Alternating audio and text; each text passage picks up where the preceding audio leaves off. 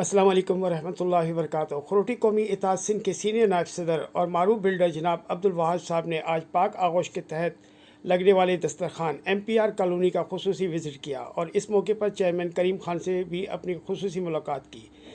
इस मौके पर उन्होंने MPR कॉलोनी के मोअज़्ज़िज़ीन से खिताब करते हुए कहा कि पाक आगोश की मदद की जाए और इनके फलाही कामों में इनका साथ दिया जाए। अस्सलाम वालेकुम।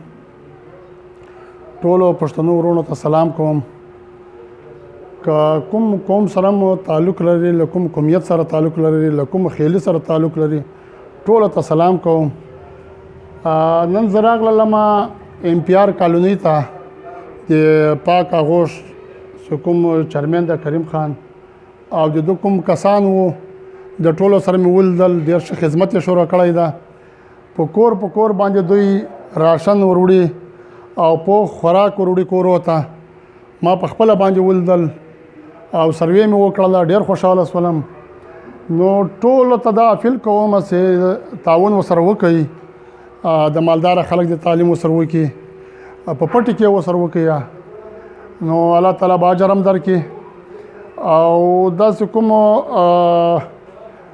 مستحق کورونه دي د هغو لیسټونه جوړ کړي دي او د هغو کورو ته وروړي. ډېر ښه په طریقه باندې وروړي، روزانه یې وروړي، د ورځې یې وروړي، د ماخستنه یې وروړي.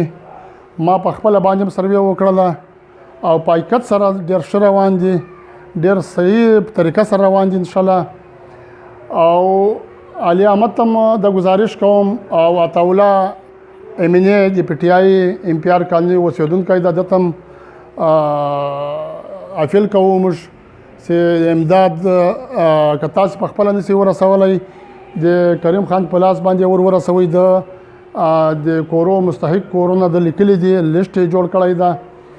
او علي احمد ته هم دغه ریکویسټ کوو، دغه ورته یایو چې ته رابطه ورسره وکړه له کریم پاک آغوش چې کوم دوی دا کیمپ له شروع ځای را روان ده.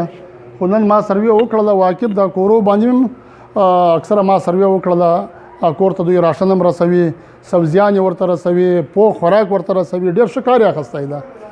نو ډېر خوشحاله شولو. او بل دغه د MPR کالوني اسلامیه کالوني خلکو ته موږ دا یایو چې خپل ووړ کې په کور کې کېنوئ، د مرض پلا ونیسي. او د پولیس وال درځي تعاون ورسره کوئ، یا رینجرز وال سره تعاون کوئ، پاک آرمي وال سره تعاون کوئ. هغه مې تاسو لپاره لګیا دي، ډپټیان یې ډبل ډپټیان یې دي. نو څومره تعاون کولی شئ د حکومت له خلکو سره تعاون کوئ. که کوم مریض پیش کیږي په علاقه کې ذمہدار کسان لکه کریم خان سو، لکه عطاالله امینې سو، لکه علي احمد خپل علاقو کې لګیا د هغو سره به رابطه کوئ. السلام علیکم. करीम खान से अस्सलाम वालेकुम। चंद बातें उर्दू में कह दूंगा क्योंकि हमारे जो नाज़रीन सुनने वाले हैं उसमें पश्तो भी हैं, उर्दू भी हैं, तो जो हमारे पठान भाई हैं वो भी उर्दू समझते हैं.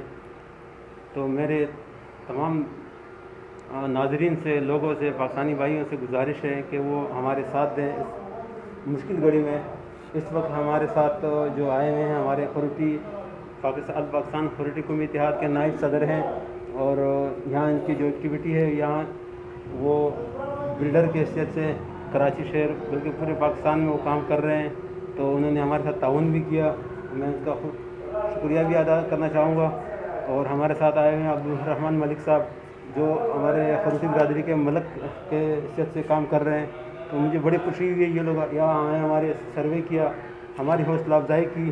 तो इंशाल्लाह इनके हमारे ऊपर सरपरस्ती होगी तो हमारा हौसला बढ़ेगा.